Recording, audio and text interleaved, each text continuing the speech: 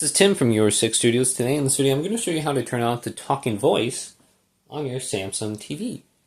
So let's just go to the home screen, go all the way to the right and go down to settings. Let's go to all settings right here. And then I might need to go to YouTube. Okay, let's go to all settings.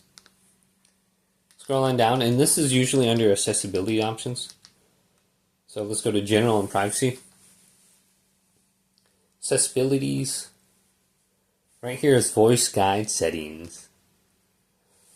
We turn this on that says set voice guide to protect your personal information. Use the Bluetooth. Okay, whatever. So just turn it off right here. So we got voice guide. So if you're going to move around the TV, this is going to be talking everything you do.